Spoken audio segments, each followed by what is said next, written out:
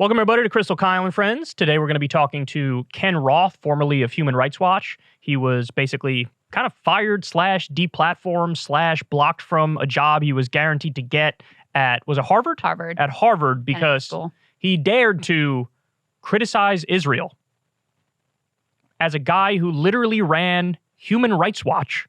Right. I mean, beyond parody, right? Yes. So now, thankfully, he was rehired after, massive public shame after he wrote a couple articles about it and all the news outlets picked it up, which, by the way, does show pressure works. Yeah. I mean, if you're fortunate enough to have a big national platform like he was able to get access to, then, you can create this kind of support and pressure campaign that has a chance of succeeding. The question is, if you don't have all that apparatus at your disposal, then what happens to you? And I think we all know the answer to that. You know what it reminds me of? When Jen Psaki was the press secretary and the media asked her, hey, why don't we have free COVID tests? And she was very smug and dismissive and kind of laughing at it. Yes. And then the media, that's right. To their credit, is a rare time me giving credit to the media doubled down. Yeah. It was like, what? Why would you laugh? Other countries already have this. What's wrong with you? Yeah. And then Biden was like, all right, we're going to do free tests. That's a great point. I forgot about that. Bro, we can't even do this, to of course we were going to do that. What are you Yeah. Yeah, she acted like it was absolutely absurd to even suggest that. So it shows you, if we had a functional media on all the issues, if they did the right thing, we could pressure the government into doing a lot more good stuff. So anyway, I'm going on a side tangent here. Public shame is a powerful force. It is a very powerful force. So we're going to get to Ken Roth in a little bit. But before we do that, more on the right-wing media civil war. Of course, Krystal, this is, I'm all over this. Yeah, you are. I watched every second that everybody because you're all over it, I'm also all over it. Well, I drag her into it. She doesn't care. I do care. No, bro, did you hear what Steven Crowder said, bro? He's like, I don't care. And then Candace said, yeah. Well, look, here's one of the reasons why I'm obsessed with it is because this is the left. This is left media. Left media rips each other to shreds. It's the narcissism of small differences. It's and the other thing is, it's the virtue signaling competition. Right? I'm the most left. I'm the most pure. I'm the most uncorrupted. No, I'm the most left. I'm the most pure. I'm the most uncorrupted. What are we in fucking grade school? Yeah. What are we doing here? Those are the pieces I find really interesting is, they just had a terrible midterms. They're about to have a big, ugly primary. And so I don't think it's an accident that you have this split between two sort of titans of conservative media happening right now. And I think Steven Crowder is probably cynically right to recognize there's a market opportunity, because guess what? Division may make your audience, it may make your audience smaller, but what really matters is that they're going to be more committed to you and more willing to buy your mugs or whatever. And so there's a business opportunity here. So that part I'm interested in. And then the other part that's interesting is it's so much money. The little bit of a look that we've got at the finances that are going on that side of the aisle is jaw-dropping. Absolutely jaw-dropping. The hundreds of millions of dollars that they're apparently playing with over there. And I've heard so many commentators say, bro, that first offer from the Daily Wire was disrespectful. Are you serious? I swear. And it's people who are kind of in the business, but they're smaller commentators. I've heard it from a number of them. I'll listen, what's this person's take on it? And they say, they did lowball him on that one, bro. What? And I'm like, you guys just literally have no idea what you're talking about. Now the reason why they say that is this. Crowder claims, I have 350,000 Mug Club members. Now, there's zero evidence of that. He's never proven it. He's never showed it. I don't buy that. That's point number one. Point number two is he was with the Blaze when he was doing the Mug Club thing, and so they get a percentage of that. Right. So I just don't buy that's what he has, because people do the math. If he has 350,000, do the math on that, $10 a month and extrapolate out. Yeah. And it's you guys literally have no idea what you're talking about. There's no way that $12.5 million a year is a lowball and is bad, and then Crowder has the nerve to go around saying, bro, I got a whole operation I got to pay for, so that's nothing, bro. Yeah. You have an internet show. We have an internet show. We know the cost for something like this. Now, again, to be fair, he says, well, we have 20 or 25 employees. Okay, well, number one, I see no evidence of that either. Number two, that's not that many employees. Number three, even if I grant you have 20, 25 employees, the most his overhead could be, and I'm being way too kind by saying this, is $2 million, which means he's pocketing $10 million himself. Yeah. So there's so much. People don't know what they're talking about when they talk about this issue, and that kind of drives me crazy. Well, the other thing in terms of the money is when you think about Daily Wire, okay, so you've got Shapiro, who's, owner, whatever he's making has got to be astronomical. They just brought, I mean, Candace is, I'm sure, making millions and millions. Jordan Peterson is like bigger than either Candace or Steven Crowder. They're leveraged. So whatever Crowder is making, he's got to be making way more than that. And then you think about that Matt Walsh dude at this they point. They made him, to be fair, so I don't know if he was still on a at big this contract. point, I'm not sure that, I don't think he's too cheap. And then you put on top of that, they have huge overhead. I mean, they don't just do the video show. They have a publishing imprint. They do these lawsuits. They spend millions on advertising. And massive overhead in terms of advertising. So when you look at that, like, yeah, I know, okay, I'm not denying they've got a real base, real viewership, whatever. They've got a real audience.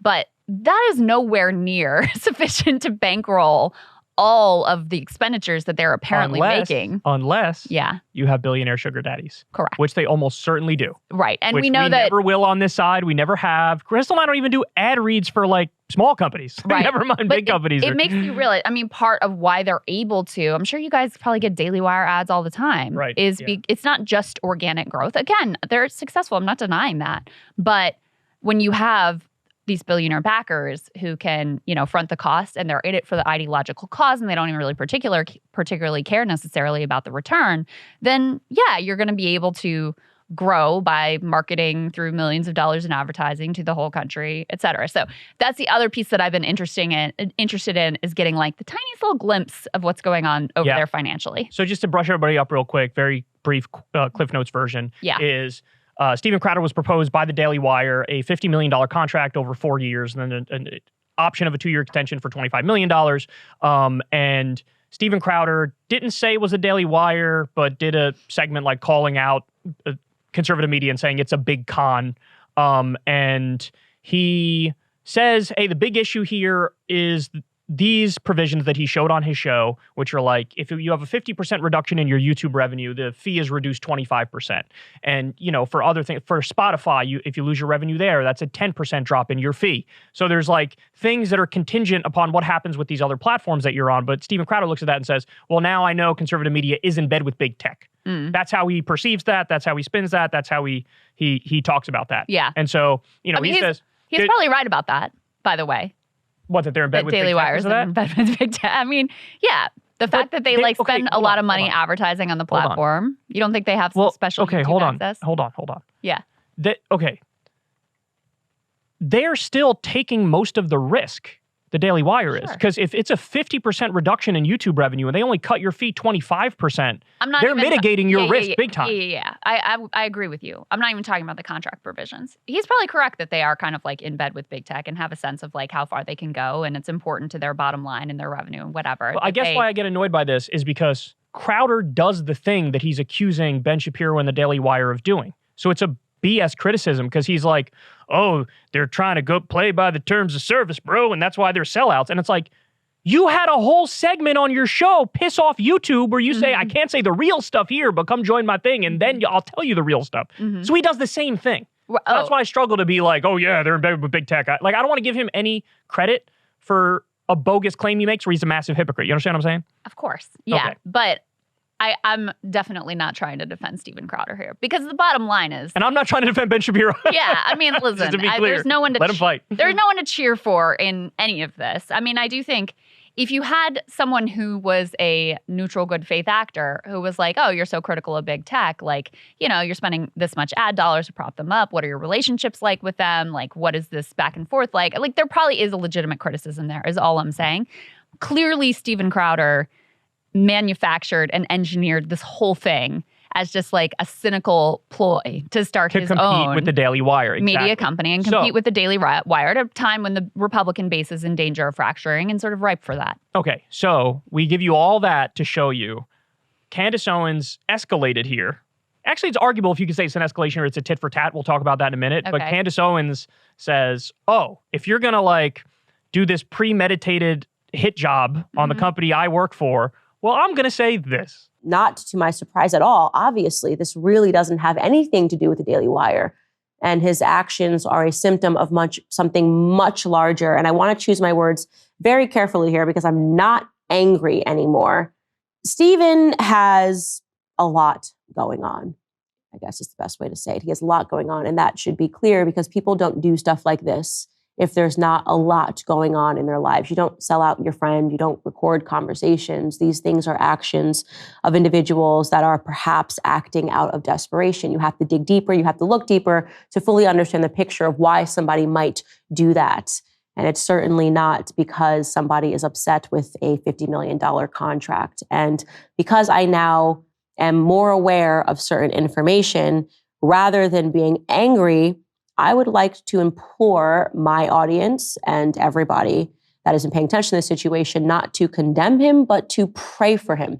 Sometimes people need a prayer. Sometimes people need a scripture. You know, Stephen purports to be a Christian, and I believe that he needs to lean into his faith. And I am certain that in the near future, more information will come out. I do not think it is my place to say more than that. Well, probably what I should say is I am unsure at this moment if it is my place to say more than that. Okay. Skillfully done. So, all right. So now, look, I think everybody has a default assumption as to what she's talking about. And I think people's assumption is true. Okay. So I think she's saying, I have now sources that are going to tell you he's in the closet. He's either bi, gay, or secretly trans. That's why she took the religious angle. Hey, I learned some stuff. He's going through some stuff. He says he's a Christian. I think it's time to pray for him. I think that's what it is. First of all, do you disagree? That's my first question. You don't know. I don't know. Does that sound plausible to you? It's plausible. Okay, because I told you these conservatives are going to be even more vicious than the lefties are when they're fighting each other. Absolutely, okay? Yeah. So, and look, I just a couple notes about her there. First of all, jacket is flawless. I like it a lot. Second of all, I love how she's like, it's not my place to put that information out there. Well, I don't think it's my place to put that information out there. It's a shot across the bow is what it is. And I like the part, too, where she's like, I'm sure this is all going to come out, but we should pray. Yeah. I mean, it's just... Okay.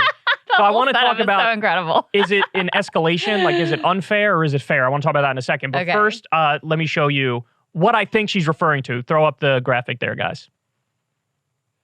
Okay. So Steven Crowder, of course, he's massively, massively anti-trans, right? And he's dressed up like a woman more times than any straight man I've ever seen in my life. Okay? Now, his apologists and defenders would be like, bro, he's just doing it for the comedy, bro. He's just doing it for the comedy, bro. Mm-hmm. Once, twice, maybe, right? When you get to 5, 6, 7 times, then I start to be like, seems like you just want to dress up as a woman, bro. Seems like you just want to do that. Now, I'm a bad guy, so I have no problem speculating about what goes on inside Steven Crowder's mind. But my question to you is, just like I said before, do you think this is tit for tat? Hey, it's fair. He, in a premeditated fashion, planned out a hit job on the Daily Wire, has lied about the contract, by the way, repeatedly, saying the provisions mean something that they don't mean. And I think he knows that they don't mean the thing he's saying they mean. Yeah. Right? And clearly doing this to try to take them down, paint them as an enemy, and create a competitor to the Daily Wire. If he just wanted to, in a free marketplace on his own volition, do a competitor to the Daily Wire, but not like gratuitously shiv them in the side, that'd be a different story. But he clearly is trying to gratuitously shiv them in the side, even though I hate the Daily Wire, right? So do you view this as like a tit for tat thing, or do you think like, no, she really crossed the line here? Well, there's a couple of principles in play here.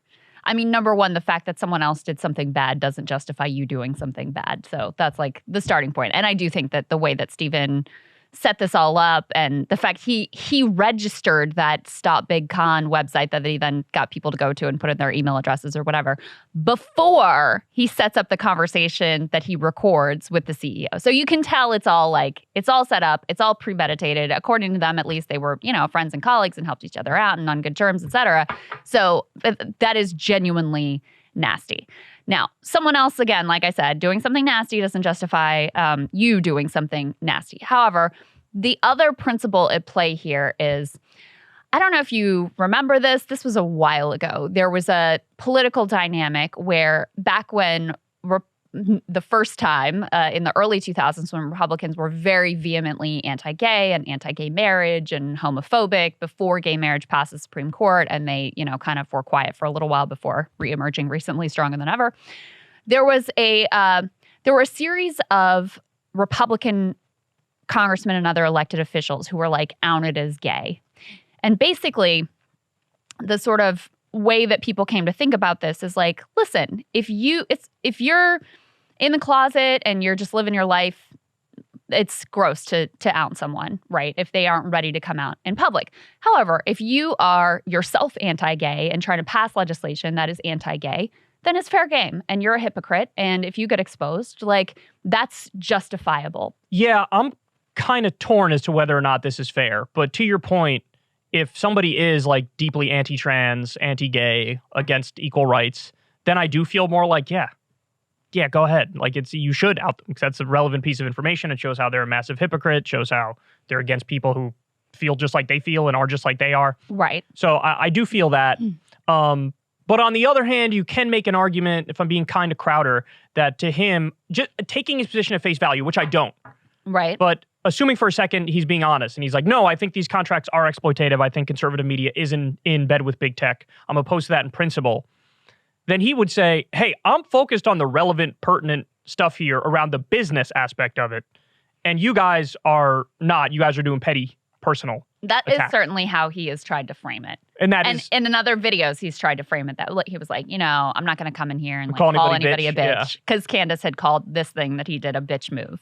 So he's certainly trying to posture like, I'm just here for the cause. I'm here for the prince. I'm not going to say anything nasty about anyone. But clearly what he did here was nasty and was a betrayal. You record someone secretly, and it was so clearly a setup. When you've already registered the website, and if you listen to him on that call too, it's so clear he's like posturing for an audience versus just having a conversation with a potential business partner. Now, other potential things that Candace could be referring to there is that Owen Benjamin, who was a comedian and then he became this weird kind of like alt-right type guy and very strange. I think he moved to middle of nowhere and wanted to start some weird ethno-statey type thing. Anyway, none of that's relevant, right? That is so weird. But he used to be like a comedian. I think he was on Rogan a few times, and after a while, Rogan was like, "This guy's crazy." And Rogan has on Alex Jones still. Right. What does that tell you about Owen Benjamin? Anyway, according to him, the guy who used to work for Steven Crowder, not Gay Jared, he says, I'm never not going to laugh at Not Gay Jared as a name. Nobody has yearned for dicks more than a guy named Not Gay Jared. Anyway, according to Owen Benjamin, Not Gay Jared left on bad terms with Crowder, literally packed up his stuff in the middle of the night and left because Crowder's like a psycho and he's abusive and he's got issues, right? Okay. So that's another potential thing. So there could be, like toxic workplace, but maybe even like some mental illness or something like that. That's the gist of that. That's kind of what I'm getting at here. I mean, we won't know because Candace didn't say it yet, but clearly what Candace is trying to do here is say, if you keep doing this, if you keep attacking, we're going to go nuclear. Yeah, I mean, because this was just a shot across the bow. It wasn't. It wasn't like I'm going to say it all now. It was like, hey, just so you know, got a little something up my sleeve, bitch. Yeah, that's what she's doing there. I don't think it's my place to say. Well, maybe it is. So, and then the other thing I wanted to point out, which really undermines Crowder's entire case, is that he counteroffered. And when Luke Rutkowski, shout out to him, he's like a right anarchist guy. He was a co-host on Tim Pool's show. Mm-hmm. Luke was actually asking some tough questions from time to time of Crowder during the Tim Pool stream. Oh, really? And the one he kept coming back to, did you counteroffer? Mm-hmm. Crowder dodges. Follow up. Did you counteroffer? Crowder dodges. Follow up later on. So he's tried twice, didn't get an answer. Later on, he says, people in the audience are knowing, was it you who counteroffered or was it your agent who counteroffered? So in other words, it became like, we know you counteroffered, now who's the one who counteroffered? And then Crowder tries to dodge, then kind of says like, yeah, maybe my agent may have said something. And the understanding is maybe it's 120, 130 million that he asked back. Now, if that's the case, this is about money.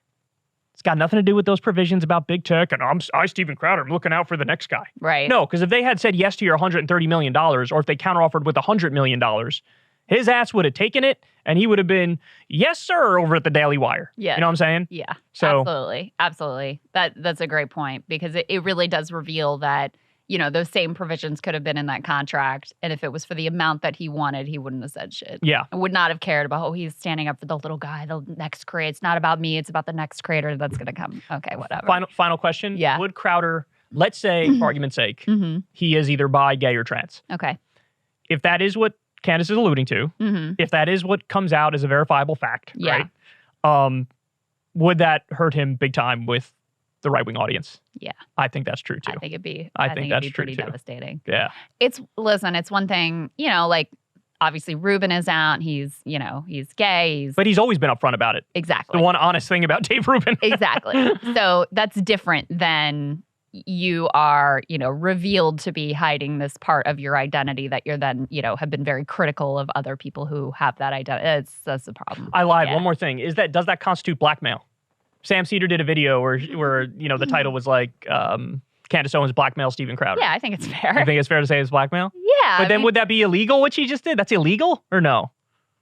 No, because, for it to be illegal, it'd have to be like, I have these photos, you need to pay me this money or else. I see. So it's like verbal, colloquially blackmail, but not literal by the law blackmail.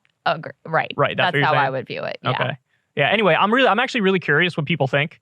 I should do a Twitter poll on this or something. Like, was this tit for tat or was this an escalation? Or like, did Candace Owens go too far in saying this? What do you think the poll would say? I think people would say... I don't know, man. I think it would vary audience to audience. I think if you ask right-wingers, it'll be one reaction. If you ask left-wingers, it'll be another reaction. But I don't know what the audience would say because I'm torn on it.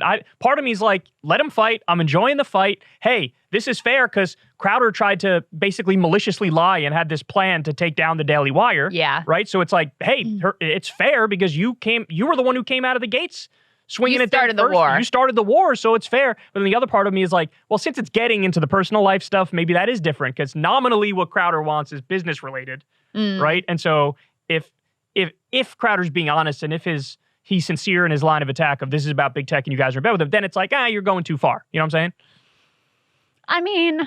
So first of all, my guess would be most people would feel it was fair. Really? Tit for tat. Yeah, people love messy, like the messiness of Candace when she's like, she's calling him a bitch on Tim Pool and stuff. And they're going to feel like you started the war, then what do you expect? So I think that would that's my guess as to what the general instinct would be. And even the idea that like, his thing is about the contract principles, et cetera. He's saying that Ben Shapiro is a hypocrite and a liar, that he's in bed with big tech and then he's posturing as like this principled person. That's personal. That's not just business. That's a good point, Krystal. That's personal. You're kind of swaying me a little bit. I think that's a good point. This is some Game of Thrones stuff, man. It really is. And you know how it is. We're both creators. Like our channels and our shows are really an embodiment of who we are. So any sort of attack on the thing that you're doing, even if it isn't directly, it does hit close to home because this is our like creative expression in the world too, That's where you mess up. Never read it. Never watch it. Ignorance is bliss. People could attack me all day, every day. I have no idea. No idea what's going on. I'm chilling. I'm doing my thing. I'm telling you guys what I think. I'm covering the news.